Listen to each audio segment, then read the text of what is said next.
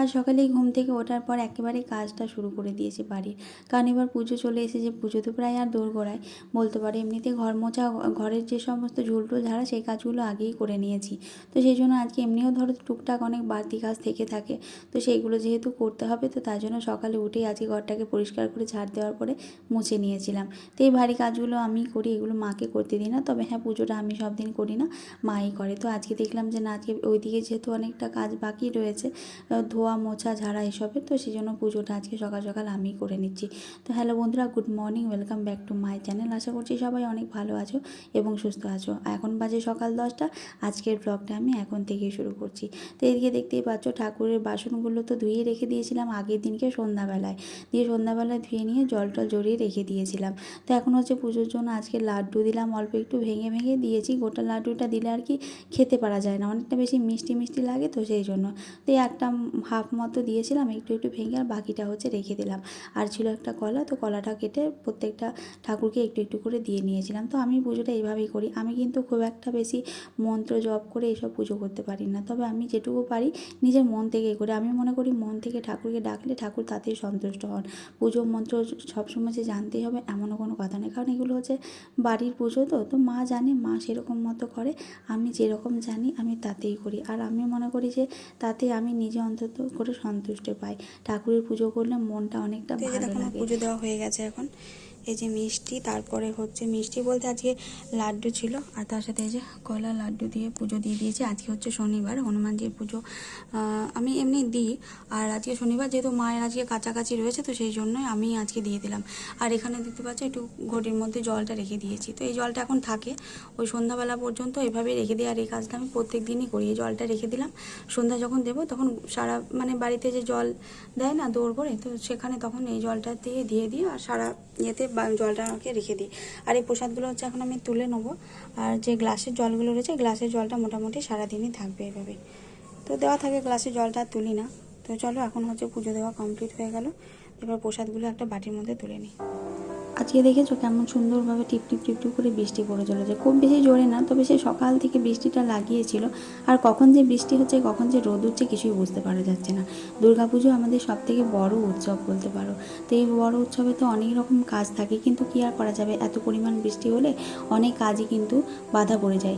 মানুষের জীবনে সব থেকে বেশি প্রয়োজনীয় জিনিস হচ্ছে জল, আর দ্বিতীয় হচ্ছে রৌদ্র। আমি তো তাই মনে করি। রোদ না থাকলেও দেখবে বাড়ির অনেক কাজ কিন্তু হয় না, আবার জল না থাকলেও কিন্তু বাড়ির ঘরের সমস্ত কাজই কিন্তু অপূর্ণ থেকে যায়। তো দেখছো সকাল থেকে অনেকটাই এত বৃষ্টি হয়েছে। আর এই যে এই ছোটো ছোটো জিনিসগুলো দেখছো, এগুলো হচ্ছে এখানে ওখানে কিছু ছোটো ছোটো টেবিল আছে, তো সেইগুলোই ঢাকা দিয়ে রাখি।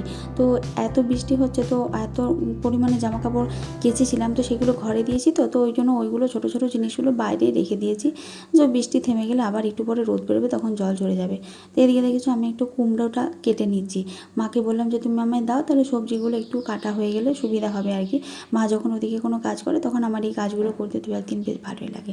তো কুমড়োটা দেখতেও বেশ ভালোই ছিল, একদম হলুদ আর একদম কাঁচা কাঁচা ওপরের বেশ খোসাটা। আর কুমড়োর খোসা দিয়েও কিন্তু অনেক রকম সুন্দর সুন্দর রান্না কিন্তু করা যায়, বিশেষ করে চচ্চড়িটাও করা হয়। তো আমাদের খুব একটা হয় না করা, কারণ ওই যে সময়ের অভাবে কুমড়োটা আলু দিয়ে তরকারি করব, তো তার সঙ্গে আবার ওই চচ্চড়িটা করতে গেলে একটু পোয়ের ডাঁটা এসব থাকলে খেতে অনেকটা ভালো লাগে। মানে সরু কোনো শাকের ডাঁট টাইপের যেসব শাকগুলো হয়, ওই রকম ধরনের শাকগুলো ভালোই হয়। তো কুমড়ো দিলাম, তার সাথে অল্প একটু আলু দিয়ে দিয়েছিলাম। আর এখানে যে আলুটা দেখছো আমি ধুয়ে নিচ্ছি, এটা হচ্ছে অল্প একটু আলু পোস্ত বানাবো, কারণ কুমড়ো তরকারি দিয়ে মা খাবে, আর আমাদের জন্য অল্প একটু আলু পোস্ত বানিয়ে নিলাম। আর বানাবো হচ্ছে ডিমের ঝোলই বানাবো ভাবছি। তো কুমড়ো তরকারিটা আগে করে নেবো, তারপরে পোস্তটা বানিয়ে ডিমটা একদম শেষে করব।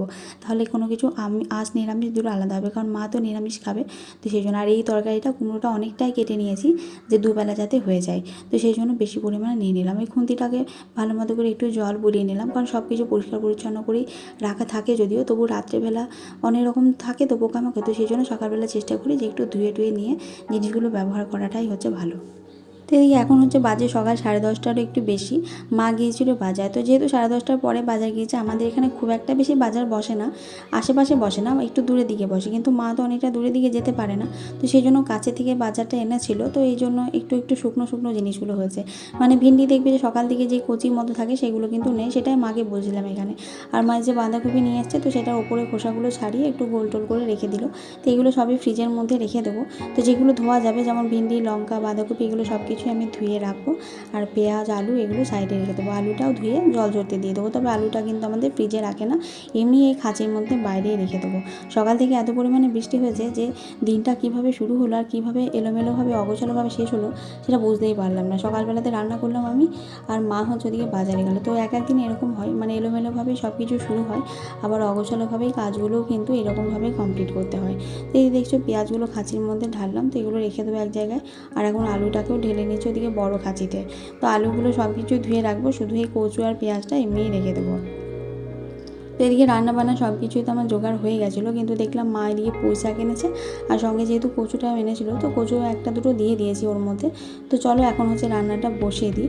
তাহলে এইদিকে ওইদিকে তো আমার রান্না হচ্ছে, আর এদিকে যেহেতু পুঁই শাকটা আবার নতুন করে নিয়ে আসলো, তো সেটাকেও এখন রান্নাটা করে নেবো। আর এদিকে দেখছো ভেন্ডিগুলো কিন্তু খুব একটা বেশি যে কচি তাজা সেটা কিন্তু নয়। তো চলো এটা একদিন মোটামুটি থেকে যাবে, তারপর দিনকে খেয়ে নিলেই শেষ হয়ে যাবে। তো চলো আজকের মধ্যে ভিডিওটা এই পর্যন্তই রাখছি, তোমাদের সাথে আবার দেখাবে নতুন কোনো ভিডিওর সাথে। আমার ভিডিওগুলো যদি ভালো লাগে তাহলে আমার চ্যানেলটিকে সাবস্ক্রাইব করে আমার পাশে